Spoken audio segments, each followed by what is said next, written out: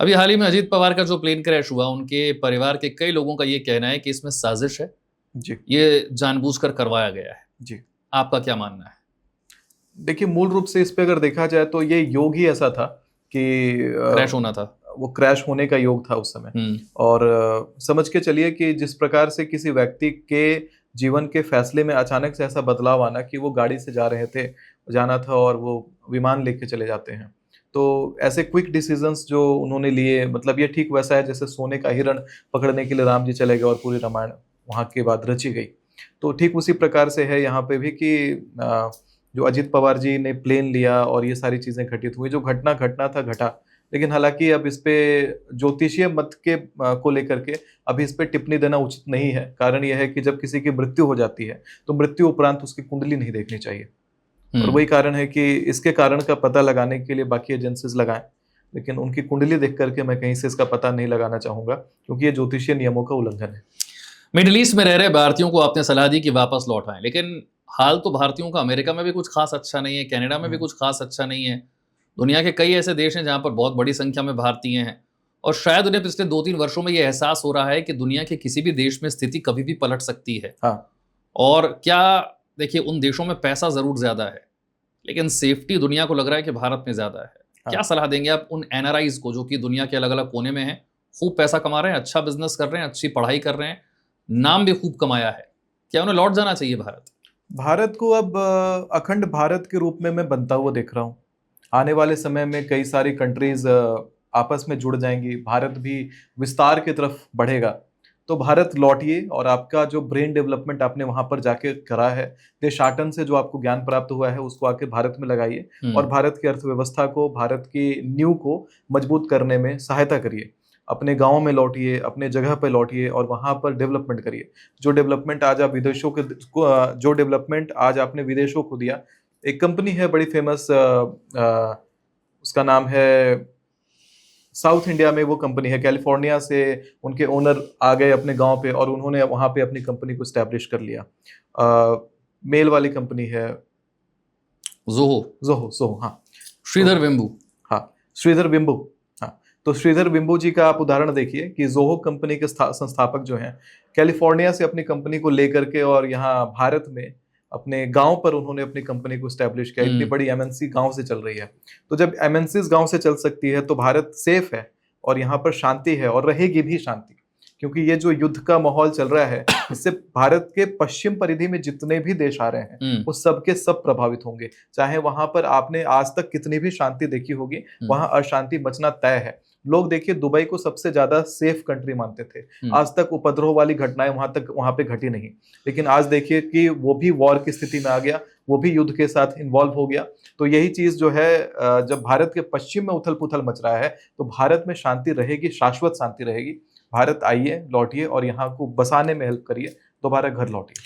लेकिन देखिए दुनिया में जो कुछ हो रहा है उसका असर भारत पर पड़ता है। आज जब हम इस पॉडकास्ट को रिकॉर्ड कर रहे हैं तो आज मार्केट ओपन होते ही सेंसेक्स करीब 2300 पॉइंट गिर गया है। जी। बहुत से लोगों के मन में अब डाउट आ रहा है कि क्या भारत का स्टॉक मार्केट इस युद्ध की स्थिति में क्या उसमें पैसा लगाना चाहिए, इन्वेस्ट करना चाहिए? आप क्या कहेंगे? देखिए, जुए में पांडव द्रौपदी तक हार गए थे हुँ, और ये स्टॉक मार्केट जो है, एक प्रकार से मैं इसको जुआ ही मानता हूँ। 2026 जुए के हिसाब से बिल्कुल ठीक नहीं है। आपका अगर स्टॉक मार्केट वाली कंपनीज़ में बड़ा पैसा पड़ा हुआ है, फटाफट विथड्रॉ करिए, क्योंकि वो पैसा फँसेगा, ये तय है, फँसने का योग है पैसे का और आप उस लॉस से पूरी ज़िंदगी रिकवर नहीं कर पाएँगे। 2026 में अगर आपने स्टॉक मार्केट में पैसा लगाया है, तो उसका जो लॉस होगा, उसका खामियाज़ा आप पूरी ज़िंदगी नहीं भर पाएँगे, आप समझ के चलिएगा। क्योंकि स्टॉक मार्केट के हिसाब से ये साल बिल्कुल ही अनस्टेबल है। केवल एक ही ड्यूरेशन है, 18 मार्च से 20 अप्रैल 2026 के बीच में थोड़ा-बहुत, कहते हैं ना कि दिया बुझने से पहले थोड़ा मिलमिलाता है, तो वैसा ही मिलमिलाता हुआ दिया वहाँ दिखाई देता है। उसके उपरांत और ज़्यादा लॉस ही लॉस है। मैं तो ये कहूँगा कि स्टॉक मार्केट में 2026 में कोई इन्वेस्टमेंट मत करिए, सारे पैसे विथड्रॉ करिए। सोने में लगा दें पैसा? गोल्ड में पैसा लगाइए, लेकिन फिजिकल गोल्ड खरीद करके, वो डिजिटल वाले में नहीं। हुँ, डिजिटल करेंसीज़ यानी के पैसा ऊपर, दें, गोल्ड खरीद कर अपने घर रखें। हाँ, फिजिकल गोल्ड, फिजिकल सिल्वर खरीद के अपने घर पे रखिए। हुँ, डिजिटल करेंसीज़ में इन्वेस्ट मत करिए, क्रिप्टो करेंसी में इन्वेस्ट मत करिए। 2026 में फाइनेंशियल क्राइसिस का बड़ा-बड़ा योग है। बैंकों से संबंधित जहाँ भी पैसे का स्टॉक रखा जा रहा है उससे संबंधित बहुत बड़ा केओस होगा, बहुत सारा घोटाला होने का योग है। बड़े बड़े नेता इस बार एक्सपोज होते हुए दिखाई पड़ेंगे और चोर चक्कों का भी मात्रा इस बार बहुत ज्यादा बढ़ जाएगा। मैं एक आपको ड्यूरेशन बताता हूं। 18 अप्रैल 2026 से 16 मई 2026 में घोटाला एक्सपोज होगा, बड़े नेता का घोटाला एक्सपोज होगा। 16 जून 2026 से 14 जुलाई 2026 के बीच में भी दूसरा घोटाला एक्सपोज होने वाला है। और एक जो सबसे बड़ी बात है कि 15 जुलाई 2026 से 12 अगस्त 2026 के बीच में एक ऐसी घटना घटेगी जिसमें भारत की अंतर्राष्ट्रीय बदनामी होगी और नेताओं की भी बहुत ज्यादा बदनामी होने वाली है। यानी कि कोई भारत के सबसे प्रसिद्ध नेता, पूरे भारतवर्ष के सबसे प्रसिद्ध नेता के ऊपर सवाल निशान उत्पन्न होने वाले हैं। उनके ऊपर बहुत सारे सवाल उठेंगे उनके डिसीजंस को लेकर के। अभी के समय पे कुछ बड़े डिसीजन लिए गए हैं और इंटरनल हैं वो चीजें, और वो इंटरनल डिसीजन का खामियाजा जो है वो एक्सपोज होगा 15 जुलाई 2026 से 12 अगस्त 2026 के बीच में, जिसमें हमारे देश के बड़े बड़े राजनेताओं की खिल्ली उड़ेगी अंतर्राष्ट्रीय स्तर पे और किसी प्रकार से नाम खराब होने जैसा योग है। जैसे अभी डोनाल्ड ट्रंप का नाम बहुत ज्यादा खराब हो गया, बाकी बहुत सारे नेताओं का नाम खराब हो गया, तो भारत में भी इसी प्रकार की स्थिति इसी एक खास ड्यूरेशन में, इस एक महीने का ड्यूरेशन बहुत ही क्रिटिकल है, जिसमें कोई बहुत बड़ा एक्सपोजर होने वाला है और बड़े राजनेता का एक्सपोजर होने वाला है, जिसमें नेता का पॉलिटिकल करियर बिल्कुल खत्म होगा। ठीक है, मैं कुछ ऐसी चीजों के बारे में प्रश्न करता हूं कि जो लोग बहुत जानना चाहते हैं और खासकर लोगों की रुचि सोशल मीडिया आने के बाद से और ज्यादा बढ़ गई, और वो है तंत्र विद्या। जी, क्या होती है तंत्र विद्या और क्या आपने कभी उसकी साधना की? देखिए, तंत्र बेसिकली एक प्रकार से टूल है। धर्म में, अध्यात्म में बहुत सारी ऐसी शक्तियां होती हैं जिनका आप प्रयोग कर सकते हैं अपने कामों को करवाने के लिए, और वही होता है तंत्र। पूरा रामायण का एक एक चौपाई तंत्र है।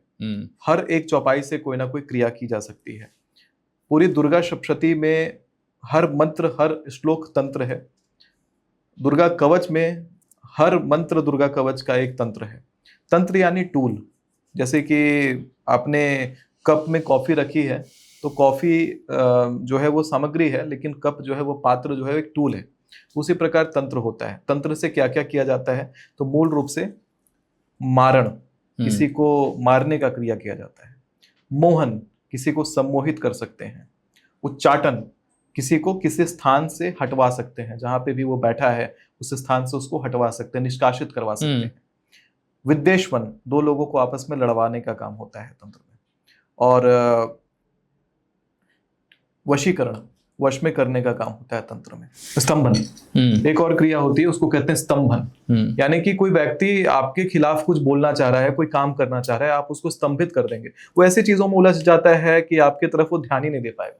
उसको जैसे मान लीजिए कि कोई आपका शत्रु है, आपके ऊपर हमला करना चाहता है या आपके ऊपर किसी प्रकार का एक्शन लेना चाहता है, आपने स्तंभन क्रिया किया, स्तंभित हो गया, यानी उसको कोई ऐसा काम आ जाएगा, जब भी वो आपके बारे में चाहेगा कि चलो जा रहे हैं इसको परेशान करने, और उसके पास कोई ऐसा काम आ जाएगा कि वो आपके तरफ ध्यान ही नहीं दे पाएगा। वो स्तंभन कहते हैं उसको। सेना का भी स्तंभन किया जाता है, बड़े बड़े लोगों के समूह का भी स्तंभन किया जाता है। ये सब तंत्र है, लेकिन तंत्र क्रिया का प्रयोग नहीं करना चाहिए, जितना हो सके बचना चाहिए, क्योंकि तंत्र क्रिया करने से उसका खामियाजा बहुत बड़ा होता है। क्या आपने कभी अनुभव किया उसका? तंत्र क्रिया मैंने आज तक किसी के ऊपर प्रयोग नहीं किया, और ना मैं किसी को कहता हूं कि तंत्र का प्रयोग करें। तंत्र क्रिया में जिन तरह की शक्तियों का आवाहन होता है, वो शक्तियां कुछ ना कुछ और मांगती हैं, क्योंकि जो आपके कर्म में निहित नहीं है। मान लीजिए आपके जीवन में लिखा हुआ है कि आपको 1 लाख रुपया मिलना है, और आपने कहा कि नहीं, मुझे 1 करोड़ रुपया चाहिए, तो आपके जीवन से कोई ऐसा सुख कटेगा। आपने अगर 1 करोड़ का सुख पाना चाहा है और उसके लिए तंत्र प्रयोग किया है, तो कोई एक ऐसा सुख आपके जीवन से हटेगा और वो 1 करोड़ रुपया में बदल जाएगा। यानी कि जो कहते हैं कि सुख और दुख इक्वल मात्रा में मिलता है। जितना आपने पुण्य किया है उसके हिसाब से सुख मिलेगा, जितना पाप किया है उसके हिसाब से दुख मिलेगा। तो अगर आपने आपके पुण्य के खजाने में 1 लाख का सुख लिखा था और बाकी चीजें पुण्य के खजाने से दूसरी और चीजें मिली हैं, तो उसी पुण्य के खजाने में से दूसरी चीजें कटेंगी और वो 1 लाख का सुख 1 करोड़ में बदल जाएगा। यानी पैसा कमा लेंगे, लेकिन कुछ खोना पड़ेगा। हो सकता है कोई खास रिश्ता खोना पड़े, जीवन से किसी खास व्यक्ति को खोना पड़े, कोई खास एक सुख खोना पड़े, कोई खास एक मानसिक शांति, कोई खास एक स्वास्थ्य का हालत, कुछ ना कुछ खोना पड़ता है, तभी जाके आपको वो मिलता है।